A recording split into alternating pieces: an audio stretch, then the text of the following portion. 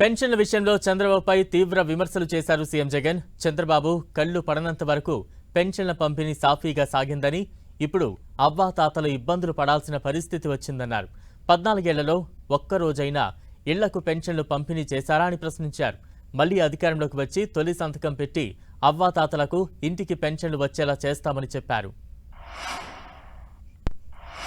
ఇవాళ పెన్షన్ల విషయంలో జరుగుతా ఉన్న రాజకీయాలు మీరు చూస్తా ఉన్నారు. పెన్షన్ల విషయంలో చేస్తా ఉన్న అన్యాయాలు మీరు చూస్తా ఉన్నారు. ఇదే చంద్రబాబు ముందని నేరుగా అడుగుతా ఉన్నా. అయ్యా చంద్రబాబు, 2019 ఎన్నికల వరకు, ఎన్నికలకు 2 నెలల ముందు వరకు నీ హయాంలో అవ్వాతాతలకు నువ్వు ఇచ్చిన పెన్షన్ ఎంత అని అడుగుతా ఉన్నాను.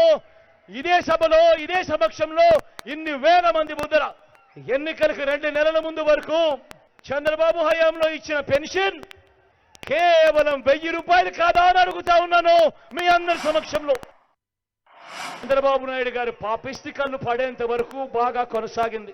ఇంకా కడుపు మంట చల్లారకుండా ఈ పెద్ద మనిషి ఏం చేశాడు?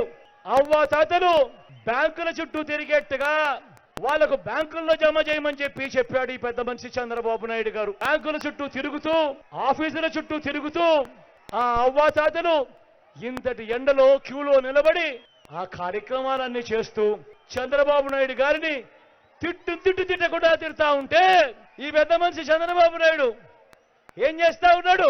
ఆ నెపాన్ని కూడా మీ బిడ్డ మీద వేస్తా ఉన్నాడు.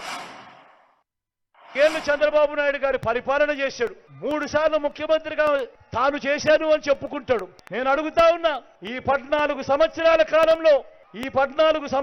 కాలంలో ఏ ఒక్క రోజైనా కూడా ఈ పెద్ద మనిషి చంద్రబాబు నాయుడు అవ్వాతాతల మీద ప్రేమ చూపించడం గాని, అవ్వాతాతల కష్టాన్ని చూడడం గాని, ఆ అవ్వాతాతలకు తోడుగా నిలబడాలని ఏ ఒక్క రోజైనా కూడా అవ్వాతాతలకు ఇంటికే పెన్షన్ పంపించినాడా అని అడుగుతా ఉన్నాను మీ అందరి కరపక్షంలో.